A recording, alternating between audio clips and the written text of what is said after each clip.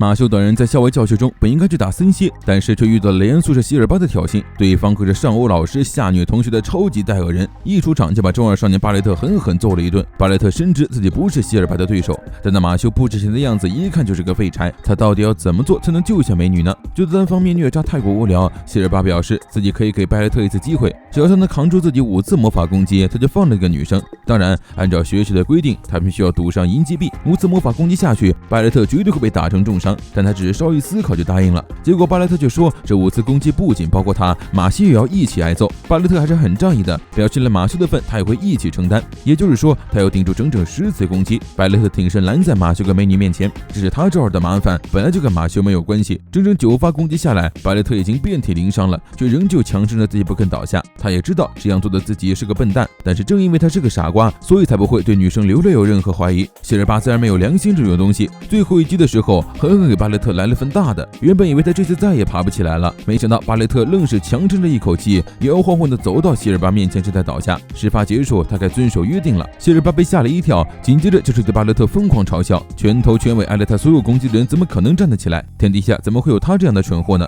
意识到希尔巴不会遵守承诺，巴雷特让马修赶紧带着美女逃走，结果又狠狠挨了一下。虐完之后还要诛心，他拼尽全力保护的美女根本不需要他的保护，人家其实和希尔巴是一伙的，就算再怎么为他魅惑，也不至于蠢到这种地步吧？还真当自己是主角了，真让人恶心。他最讨厌的就是他这种上头热血的中二病，被自己保护的女人疯狂嘲笑。这一刻的巴雷特就像极了小丑，突然一只泡芙飞来堵上了希尔巴的嘴。马修站出来表示，这一次就管他来接受希尔巴的10次攻击定胜负，放马过来吧，你这个垃圾！兰斯大佬正在带芬恩和雷蒙2个小弟打怪，兰斯很担心马修，但芬恩和雷蒙觉得马修肯定没问题，入学考试的时候连老师等他还没办法。兰斯表示，魔法师也是分类型的，有擅长学术和辅助的白魔法师，以及擅长战斗的红魔法师。马修之前打败的只是白魔法师，实际上2年级以上的红魔法师实力都不容小觑，2条1级的人也不在少数，能力在马修之上的可谓是多不胜数。感谢妹控好兄弟送来了新鲜 flag， 这把马修必赢。听到马修居然要挑战自己，希尔巴只觉得好笑。他最喜欢的事就是蹂躏那些弱到不行却自以为了不起的伪圣者的尊严，看他们露出被欺骗之后扭曲的表情。说着，他拎起巴雷特的脑袋就往地上砸。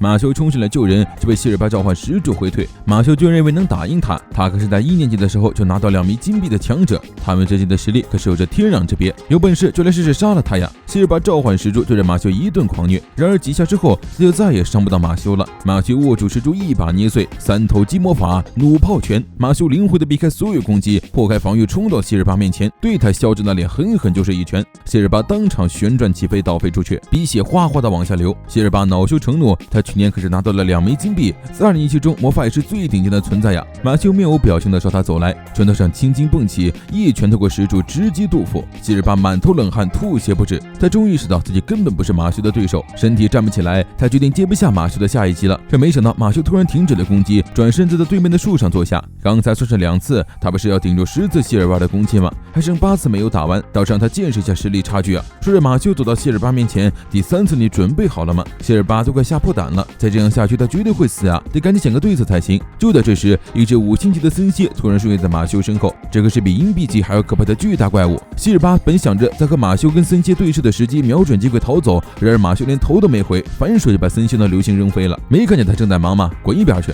希尔巴吓得魂儿都飞了，还是马修看他可怜主动提出的停战。希尔巴输掉之后，马修又盯上了助纣为虐的美少女。美少女根本没想到希尔巴会输，只能故技重施装柔弱，试图用美人计博取同情。感受到马修还在自己腰上的手，美少女暗道男人不过如此。没想到下一秒，马修直接给他来了个背摔。没关系，他对待男女都是平等的。巴雷特看傻眼了。外教课结束后，马修和好友会合，他不仅打赢了希尔巴，还击败了5星森蝎，拿到2枚银级币。见马修受伤，雷恩赶紧追他去医务室。马修看了一眼旁边失落的巴雷特，于是拜托雷蒙去关心一下人家。虽然刚刚被坏女人欺骗，但是一遇到美少女，还是2话不说就沦陷了呢。巴雷特向马修道谢，然后因为马修的一句真不像你恼羞成怒，他可是强忍着羞耻的说出这种话来的好吗？兰斯提醒马修小心，在刚才听到雷恩的学生正以亚德拉为目标夺取击币，希尔巴也是因此找上他的。雷恩宿舍的学生基本上都是贵族出身，非常重视血统，可以称之为2次元级的斯莱特林。战争或许已经打响了，他们要与雷恩的核心人物期末牙展开击币际争夺战。这时，马修口袋里突然亮起了光芒，掏出来一看，是一枚闪瞎眼的超级大金币。他从希尔巴手里得到一枚，打败森蝎得到2枚，已经凑够1枚金币了。马修现在才知道，原来他们分了宿舍。入学之后，他们马上进行了宿舍分配，不过不是分院帽，而是一只独角骷髅。触摸骷髅的脚，对方就能读取内心，将他们分配到相应的宿舍。独角兽很傲娇，